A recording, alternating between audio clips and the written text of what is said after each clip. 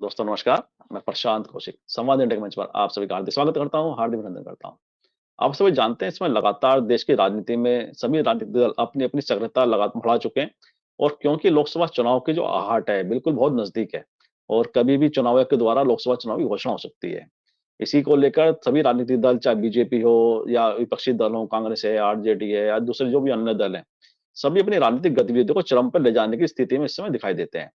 और उसी परिप्रेक्ष्य में कल हमने देखा कि बिहार में आरजेडी के द्वारा एक बड़ी रैली आयोजित हुई जो इंडिया गठबंधन के जिसमें सभी सहयोगी दलों ने उसमें शिरकत की और इस रैली में जिस तरह से लोगों की एक बड़ी संख्या में उपस्थिति दर्ज हुई उसने कहीं ना कहीं दर्शा दिया है कि बिहार आने वाले समय में राजनीति में बड़ी भूमिका निभाने जा रहा है क्योंकि बिहार की इस रैली में कहा जा रहा है कि जन सैलाब की तरह लोगों की उपस्थिति थी और झारखंड से बिहार से एक बहुत बड़ी संख्या उस रैली स्थल पर मौजूद थी और जिस धैर्य के साथ उन्होंने बिगड़े मौसम में भी अपने नेताओं को सुना, उनकी बातों को सुना, यह दर्शाता है कि विपक्षी दलों की जो ताकत है, वह लगातार बढ़ रही है।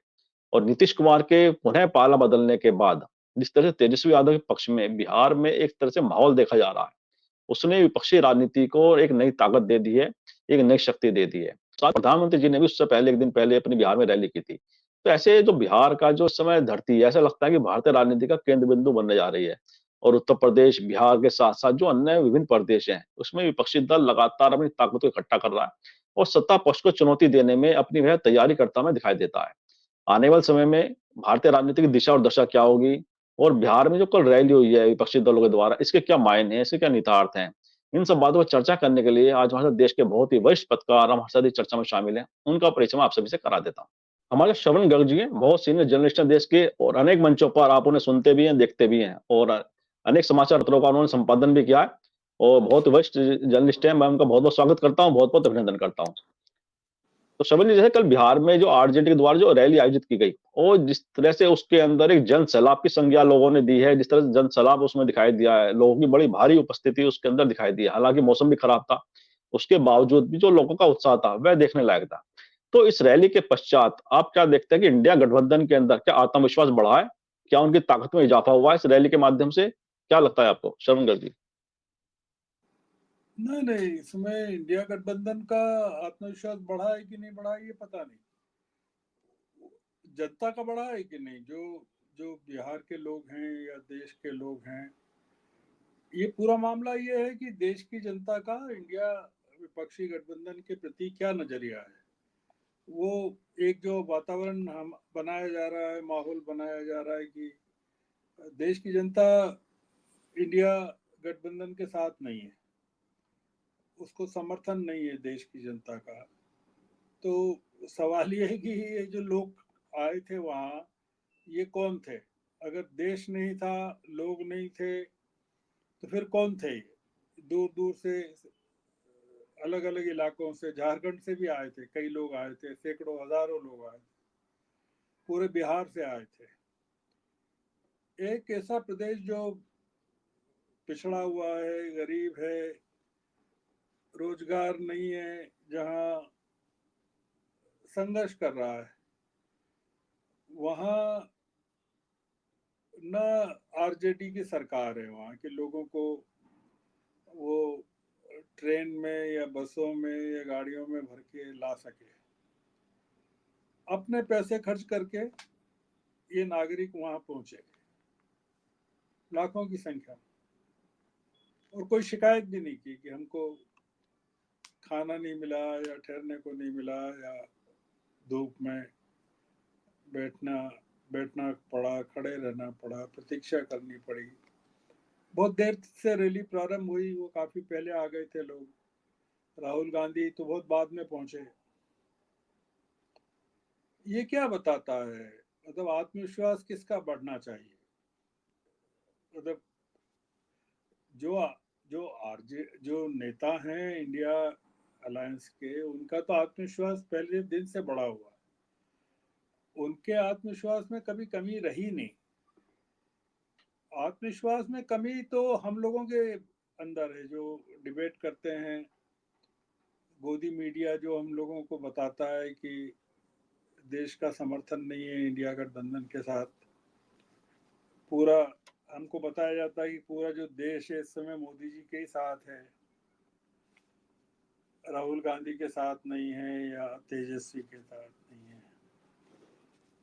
ये रैली से वो प्रकट हुआ है कि देश की जनता थी वहां पर, बिहार की जनता भी देश है। तो अगर लाखों लोग अपनी सामर्थ्य से, अपनी शक्ति से वहां पहुंचे, तो इसका मतलब है कि देश साथ में है। और इंडिया अलायंस का जो आत्मविश्वास है वो और मजबूत हुआ है कि कहीं ऐसा तो नहीं कि सरकार बदल गई बिहार में तो लोगों ने साथ छोड़ दिया तेजस्वी का। एक जो टेस्ट होता है ना कि भाई जी, जी। आप सत्ता के साथ तो रहते हैं, पर सत्ता के बाहर होने के बाद आपके साथ कितने लोग हैं, तो पता चला कि सत्ता से बाहर आने के बाद और ज्यादा लोग जुड़ गए। अगर नीतीश होते उस रैली में तो आप सोचिए कि कितना फर्क पड़ता। पर नीतीश नहीं थे, उन्होंने एक नया रास्ता चुन लिया। आपने देखा, देश ने देखा कि किस तरह से प्रधानमंत्री आए, उनकी जो रैली हुई औरंगाबाद में बिहार के, तो कैसे गिड़गिड़ा रहे थे नीतीश कुमार, और पीएम खिलखिला रहे थे। नीतीश कुमार कह रहे थे कि अब मैं परमानेंट आ गया हूं, कहीं नहीं जाऊंगा। परमानेंट क्या है? कुछ भी नहीं है। राजनीति में परमानेंट कुछ नहीं होता। परमानेंट केवल एक ही चीज होती है कि देश होता है और जनता होती है। इसलिए ये कल की जो रैली है वो एक बड़ा रिमाइंडर है सबके लिए। जो मुंडेर पर बैठे हुए हैं लोग, सोच रहे हैं इधर गिरे कि उधर गिरे, उनके लिए भी रिमाइंडर है। जो सत्ता में बैठे हैं उनके लिए भी है कि उनको वो, जैसा कहा ना तेजस्वी ने कल भाषण में अपने, कि हमारे 2-3 विधायकों को आपने तोड़ लिया लालच देकर, पर आप देश की जनता को कैसे खरीदेंगे, या बिहार की जनता को कैसे खरीद। ये पूरा मामला जनता और हुकूमत के बीच का है। तेजस्वी या इंडिया अलायंस अब उसमें बीच में पुल का काम कर रहे हैं, सेतु का काम कर रहे हैं उन नागरिकों को सत्ता तक पहुंचाने का, सत्ता से मुकाबले के लिए पहुंचाने का राम सेतु का काम कर रहे हैं। जो जनता रूपी बानर हैं उनको समुद्र पार लंका तक पहुंचाने का काम ये वानर कर रहे हैं। कौन? तेजस्वी, राहुल, ये वानर हैं। ये जनता को वहां पहुंचाने का काम कर रहे हैं, लड़ने के लिए, लंका दहन के लिए। तो इसलिए मैंने तो नहीं देखी, मैं 74 में भी वहां बिहार में था, गांधी मैदान में था, कई सभाएं देखी 50 साल पहले। जी, जी। ऐसा नजारा नहीं देखा मैंने कभी। ये स्थायी नजारा है, ये अब ये बदलने वाला नहीं है। हुकूमत को एक बार सत्ता का लोभ हो जाए तो हुकूमत, जो लोग सत्ता में होते हैं वो छोड़ना नहीं चाहते। पर जनता को एक बार आंदोलन की आदत पड़ जाए तो फिर वो आंदोलन से पीछे नहीं हटती, वो आंदोलन करती रहती। इसलिए ये, और बिहार ने तो देश को हमेशा रास्ता दिखाया है। आजादी की लड़ाई में बड़े बड़े नायक दिए हैं बिहार ने। बिहार ने, पूर्वी उत्तर प्रदेश ने, पश्चिमी उत्तर प्रदेश ने तो बहुत बड़ी शहादतों के रिकॉर्ड हैं वहां से। पश्चिमी उत्तर प्रदेश के इलाहाबाद अल्फ्रेड पार्क शहादत का सबसे बड़ा प्रतीक वो है, स्मारक है। तो उत्तर प्रदेश और बिहार और झारखंड और उसके आगे फिर क्रांतिकारियों की जमात है बंगाल में। ये पूरा जो क्षेत्र है, ये भारत के भाग्य को बदलने वाला है हमेशा से।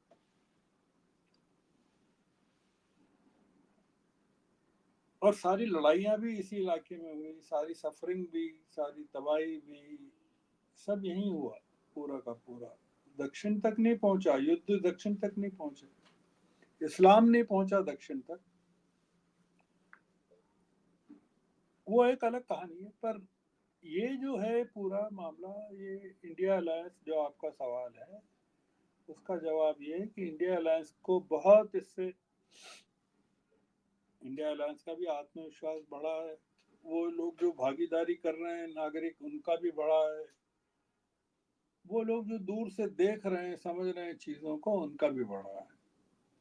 और विपक्ष के प्रति देश की आस्था में इजाफा हुआ। हालांकि मीडिया में उसका कोई बहुत ज्यादा संज्ञान नहीं लिया गया। जी, जी। इसी से संबंधित जैसे राहुल गांधी की अगर हम बात करें, इस समय भारत जोड़ो न्याय यात्रा उनकी मणिपुर से लगातार विभिन्न प्रदेशों से होकर चल रही है। और ये देखा जा रहा है कि जहाँ भी उसकी यात्रा गई है, उसमें लोगों की एक बहुत बड़ी संख्या में उपस्थिति ज़रूर दर्ज हुई है। मतलब यात्रा को लेकर तमाम तरह की जो बातें की जा रही थी, उसने उन बातों को अपनी सफलता से कहीं न कहीं बहुत पीछे छोड़ दिया है। तो ऐसे में राहुल गांधी की न्याय यात्रा और तेजस्वी यादव के द्वारा जो कल एक रैली आयोजित की गई, इन दोनों को अगर एक साथ जोड़कर हम देखें, तो जनता की जो भागीदारी, आपने भी बात कही कि जनता जब आंदोलन करने को तैयार हो जाती है, आदत पड़ जाती है, तो निश्चित रूप से सत्ता की कहीं न कहीं सत्ता को दिक्कतें महसूस होती हैं। तो दोनों को अगर एक साथ हम देखें आज के परिप्रेक्ष्य में, तो क्या कहीं न कहीं सफलता की तरफ विपक्षी दलों की जो राजनीति है, आगे बढ़ती दिखाई देती है, जनता को ये जोड़ने के दृष्टिकोण से? ये जो तेजस्वी की रैली है, ये भी राहुल की यात्रा का ही हिस्सा है। मतलब राहुल गांधी की न्याय यात्रा ही थी गांधी मैदान की रैली। मतलब राहुल की यात्रा कोई अलग चीज है और तेजस्वी की रैली कोई अलग चीज है, दोनों एक ही हैं। स्थान दोनों के अलग अलग हैं।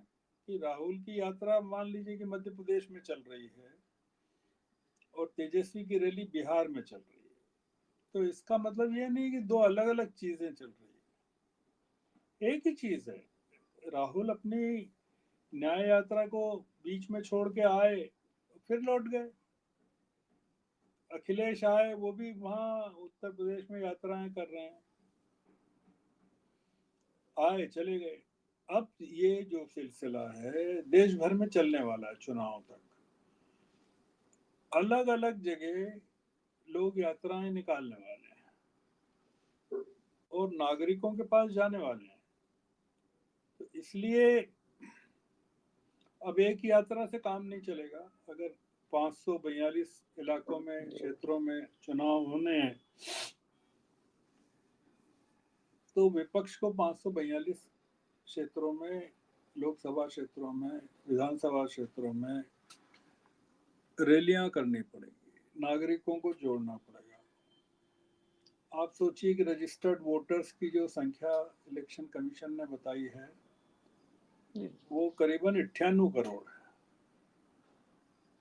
अब आप इतने बड़े रजिस्टर्ड वोटर्स, और पिछली बार 2019 के मुकाबले लगभग 6-7 करोड़ लोग बढ़ गए।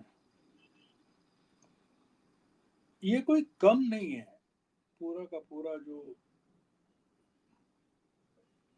भारत इतना बड़ा देश है, तो आपके दर्शकों को एक चीज ये देखना चाहिए कि इंडिया गठबंधन में कितने बड़े बड़े लोग हैं, कितने सारे लोग हैं जो काम करने के लिए जुट गए। तेजस्वी यादव जब रैली कर रहे हैं, तब खबरें ये आ रही कि नीतीश कुमार विदेश जाने की तैयारी कर रहे हैं। हो सकता है कि वो चले भी जाएं विदेश। तो सवाल ये है कि नीतीश कुमार की रैली का जवाब बिहार में कौन दे रहा है? झारखंड में राहुल गांधी की रैली का जवाब क्या बीजेपी या एनडीए दे रहा है क्या? उत्तर प्रदेश में अखिलेश की रैली का जवाब क्या योगी आदित्यनाथ दे रहे हैं? नहीं दे रहे। या बंगाल में राहुल गांधी होकर आए, किसी ने रैली निकाली क्या? ममता ने निकाली क्या? या बीजेपी ने निकाली क्या? रैली निकालने के लिए दो चीजों की जरूरत पड़ती है, तीन चीजों की। एक तो अपनी जान को जोखिम में डालना, अपना शरीर जनता के हवाले कर देना, अपनी आत्मा को जनता की आत्मा में एकाकार कर देना, शरीर के प्रति आसक्ति को छोड़ देना, जो राहुल गांधी ने कर दिया कि मेरी चिंता ही नहीं है आपको जो करना हो। दूसरा, मृत्यु के प्रति डर खत्म हो जाए, वो राहुल गांधी ने कर दिया, तेजस्वी ने कर दिया, अखिलेश ने कर दिया। कुछ भी करो, हम नहीं डरते आपसे। दूसरा ये कि जनता की भागीदारी के प्रति आश्वस्त होना, वो बड़ी चीज है। वो बड़ी चीज यूं है कि अरे यार मैं निकल तो जाऊं, लोग आएंगे कि नहीं। ऐसा तो नहीं है कि मैं निकलूं और सड़कें सूनी मिले। आपने देखा होगा प्रशांत जी की, आपके यहाँ सभा होती है, मेरठ में सभा हो रही है, तो वो जो वक्ता होता है वो बार बार पता करता रहता है कि सभा में कितने लोग आए, यार कब आना है मुझे। सही बात है। या हॉल में कोई मुशायरा, कवि सम्मेलन या सिंपोजियम है, तो वो स्पीकर्स को तब तक मंच पे नहीं लाते जब तक कि कुछ थोड़े बहुत सुनने वाले होते हैं कि नहीं होते हैं। अच्छी गैदरिंग ना हो जाए जब तक। ये होता है ना। राहुल जी, जी, गांधी को जी। पता ही नहीं था कि मैं पैदल चल रहा हूँ और बस में चल रहा हूँ, रास्ते में लोग मिलेंगे कि नहीं मिलेंगे। बिल्कुल ठीक बात है। आप ये तो सोचिए जरा, राहुल गांधी के कॉन्फिडेंस का ये तो सोचिए कि वो आदमी निकला, उन्हें पता नहीं लोग होंगे कि नहीं होंगे, क्योंकि लोग कोई इकट्ठे तो किए नहीं गए रास्ते में। ठीक बात है। सड़क किनारे लोगों को कैसे ला सकते हैं आप? जनता में के प्रति, जनता की भागीदारी के प्रति विश्वास, ये तीसरी चीज है।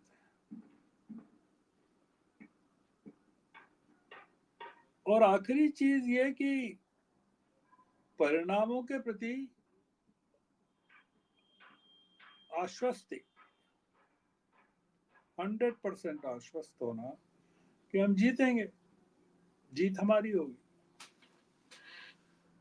ये जो यात्रा है, या राहुल की यात्रा है, या तेजस्वी की रैली है, आप जरा पता करिए कि तेजस्वी रात भर रैली के की रात को, मतलब रैली के पहले वाली रात को, जी, जी, जी। जहां जहां लोग ठहरे हुए थे वहां जा जाकर उनसे मिलते रहे।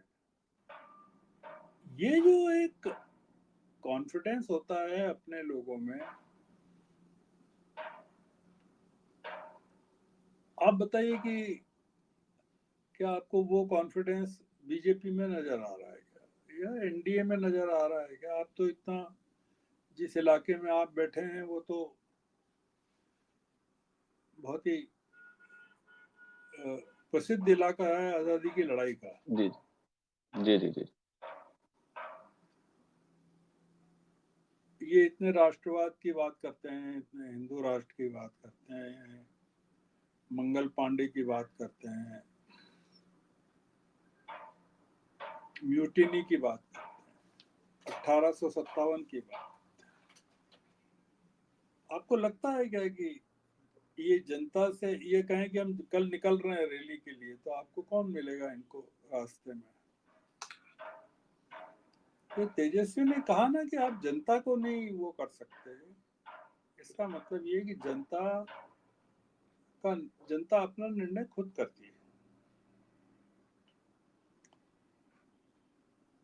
आपका सवाल ये हो सकता है, जो सब लोगों के मन में सवाल है कि ये जो भीड़ उमड़ रही है ये वोटों में तब्दील होगी कि नहीं होगी। बिल्कुल ठीक बात है। जो बड़ा विषय है, बड़ा यक्ष पर्सन की बात ही सभी के सामने है ये तो। तो वो उसके बारे में आप जनता के मन को नहीं जान सकते कि वो क्या करेगी।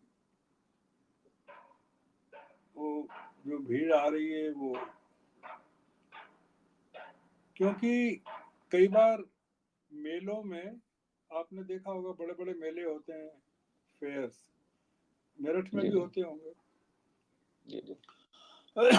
दुकानदार बड़ी बड़ी दुकानें लेकर आते हैं वहां, भीड़ खूब उमड़ती है जी। मेलों में, पर वो सब झूले झूल के लौट जाती है, वो खरीदती नहीं है। बिल्कुल। और दुकानदार कहता है अरे यार इतनी भीड़ है, बिक्री तो हुई नहीं कुछ। जी। हाँ, जी, बिल्कुल ठीक नुकसान हो बात। गया। नुकसान होगा। कर्नाटक में, तेलंगाना में और हिमाचल में प्रधानमंत्री की सभाओं में खूब भीड़ हुई। बिल्कुल। प्रधानमंत्री का आप गूगल करके देखिए, road show in Bangalore, PM's road show जी, इन जी, जी। बैंगलोर जी, जी, जी। During at the time of election. बहुत, सड़क के दोनों ओर खूब हजारों लाखों लोग थे। जहां जहां गए प्रधानमंत्री, तेलंगाना में, हिमाचल में, कर्नाटक, सब जगह खूब लोग थे। उनको लगा अब तो जीत गए हम, तीनों जगह बुरी तरह हारे। जनता जो है वो, आप जनता को भीड़ समझते हो, जनता अपने आप को भीड़ नहीं समझती है। तो ये लोग जो आए राहुल गांधी की रैली में या तेजस्वी की रैली में, ये अलग किस्म के लोग। और जो लोग हुकूमत में हैं वो डरे हुए हैं कि ये क्या करेंगे, ये पलट सकते हैं तख्ता। बिहार की 40 सीटें सिर्फ, जी, जी। और झारखंड की सीटें जितनी भी हैं, यही मिल जाए ना तो सरकार चली जाए। सिर्फ ये दोनों, जी, जी। 303 सीटें अभी हैं, 272 पे बहुमत होता है, केवल 31 सीट ज्यादा है। केवल तीन प्रदेश जहां विपक्ष इतना मजबूत है, या कर्नाटक में कांग्रेस, झारखंड में झारखंड मुक्ति मोर्चा, और बिहार में तेजस्वी यादव, ये तीन जगह ही कमाल कर देना तो ये सरकार उलट जाएगी। बाकी देश तो अपनी जगह, चिंता मत करिए, ये सरकार डरी हुई है पूरी तरह। इसको पता नहीं है क्या करना है। आप देख रहे हैं ना, ये लोग मना कर रहे हैं चुनाव लड़ने से। जी, जी। गुजरात में एक नितिन पटेल नाम के आदमी है, बहुत बढ़िया आदमी जी, है। जी, जी। इंडस्ट्रीज के मामले में उनकी पकड़ बहुत अद्भुत है। वो इंडस्ट्री मिनिस्टर थे पिछली हुकूमत में, जी, जी। और मुख्यमंत्री पद के दावेदार थे। उनको मंत्री भी नहीं बनाया, सबको निकाल दिया। उनको टिकट दिया मेहसाना से, बीजेपी ने मना कर दिया लड़ने से।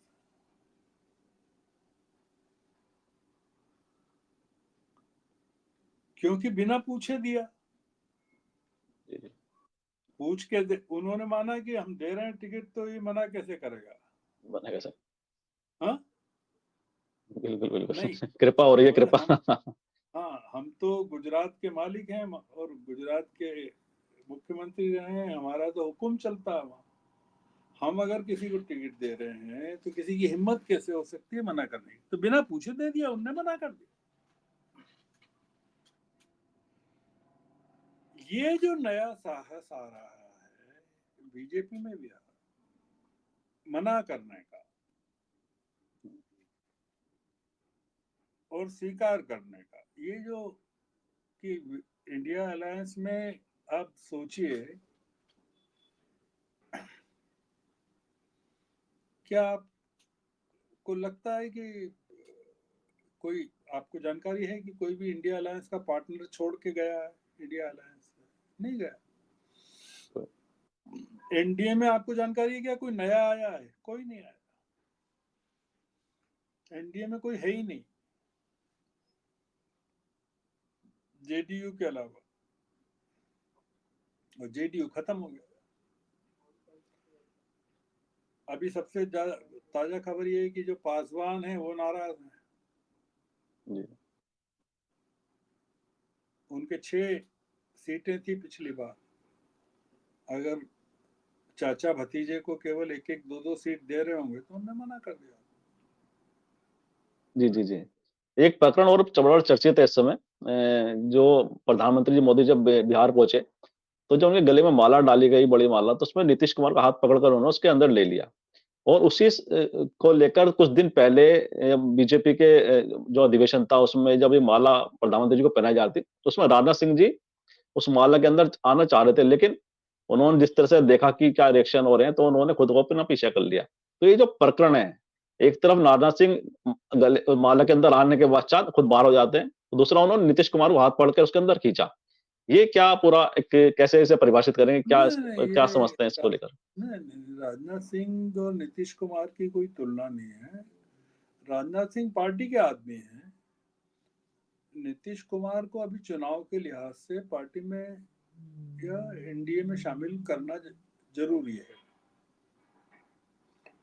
ये चुनाव की स्ट्रेटेजी का मामला है, इसमें हार फूल का कोई लेना देना नहीं। प्रधानमंत्री ये बताना चाहते थे औरंगाबाद की जनता को कि भाई, या जहां भी ये किस्सा है, बेगूसराय या कि नीतीश कुमार अब हमारे साथ हैं। ये मैसेज जाना चाहिए, क्योंकि आपने एक बड़ी पार्टी को अपने साथ ले लिया। अब अगर जो किस्सा आप राजनाथ सिंह वाला बता रहे हैं वो मान लीजिए रिपीट हो जाता है यहाँ नीतीश कुमार के वहां, तो आप सोचिए कि उसकी क्या प्रतिक्रिया होती। उसकी ये प्रतिक्रिया होती कि अरे नीतीश कुमार को तो बिल्कुल ही अछूत मानते हैं। ऐसा नहीं। चुनाव में क्या होता है कि जब आपको जरूरी है साथ लेकर चलना, तो आप दिखाते भी हैं कि हम साथ लेकर चल रहे हैं। एक जिसको कहते हैं ना फोटो अपॉर्चुनिटी, कि भाई फोटो में दिखा दिया, हो गया, लोग खुश हो गए, नीतीश कुमार खूब खुश हो गए, उनके समर्थक खुश हो गए। उसके बाद क्या हो रहा है हमको क्या पता। जेडीयू को कितनी सीट दे रहे हैं अभी वो तो खोला नहीं है ना, जी, जी। कि पिछली बार 17 दी थी तो इस बार कितनी दे रहे हैं, ये तो पता नहीं है ना। पता नहीं। तो मुख्य मुद्दा हार का नहीं है, मुख्य मुद्दा जीत का है। जीत का है जी,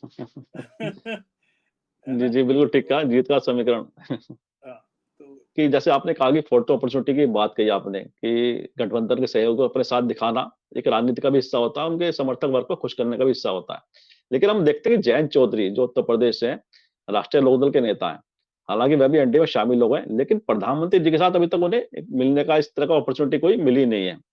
और अमित शाह जी के साथ, जयंत और जेपी नड्डा जी के साथ ही उन्होंने इसकी औपचारिकता अपनी पूरी की। तो ये क्या दर्शाता है सब नहीं चीजें?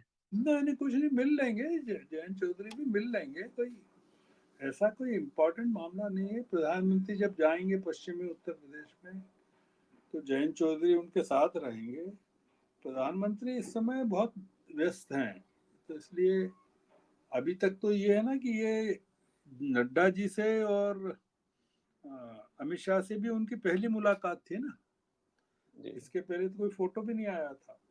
दूसरी चीज ये कि उनको सिर्फ 2 सीटें दी गई हैं, एक तो बागपत जी। की है और एक एक और बिजनौर कोई की। सीट है, एक बिजनौर की है। बिजनौर। समाजवादी पार्टी 7 सीटें दे रही थी। साथ देते हैं। तो बातचीत तो अब ये चल रही है ना कि आपको अखिलेश 7 सीटें दे रहा था, तब भी आप नाखुश थे और अब आपके 2 सीटों में खुश हो गए, है ना? तो ये मुद्दा है कि ये फोटो अपॉर्चुनिटी का नहीं है मौका। जयंत चौधरी को मिला क्या मिला और क्या? क्या लूज किया उन्होंने, वो एक मुद्दा है। तो इसलिए या ओम प्रकाश राजभर को क्या मिला? 1 सीट। क्या? या निषाद को क्या मिला? 1 सीट। राजभर तो 2, 3, 4 सीटें चाहते थे, जी, जी। है ना? निषाद को 1 जी, ही जी। मिली। अनुप्रिया पटेल को 2 सीटें पिछली बार भी थी, 2 ही अभी भी हैं।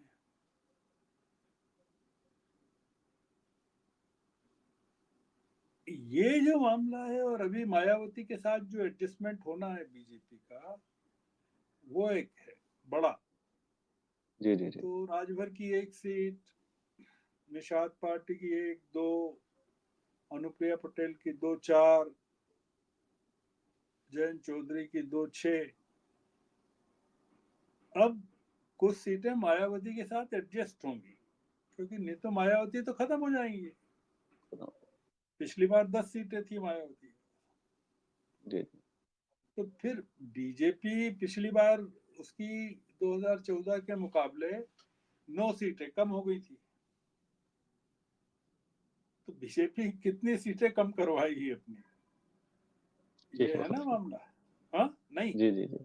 बिल्कुल ठीक बात है, ठीक बात। हाँ, तो इसलिए उत्तर जी, जी। प्रदेश और बिहार और झारखंड ये तय करने वाला है कि मोदी जी जीत कर आएंगे कि नहीं आएंगे। बहुत बहुत अच्छा लगा आपसे बात करके प्रशांत जी। और जी, जी, जी, जी। मुझे उम्मीद है कि आपके दर्शकों को भी ये बात जो चर्चा की है वो पसंद आएगी। जी, बिल्कुल, तो बिल्कुल। आपकी व्याख्या, विश्लेषण हमेशा दर्शकों को पसंद आते हैं। ठीक है, जी, बिल्कुल ठीक है।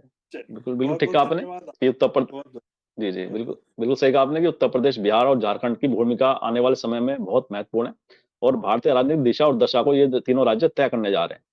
इन्हीं शब्दों के साथ आज की चर्चा को विराम भी देते हैं और जिस तरह से आपने पूरा आज के जो ज्वलंत विषय हैं राजनीति के, उसके जिस तरह व्याख्या किए, विश्लेषण किए, मुझे विश्वास है हमारे दर्शकों को चर्चा ज़रूर पसंद आएगी। मैं आपका बहुत-बहुत आभार और धन्यवाद व्यक्त करता हूँ कि आपने हमारे दर्शकों के लिए अपना अपना समय निकाला। बहुत-बहुत धन्यवाद।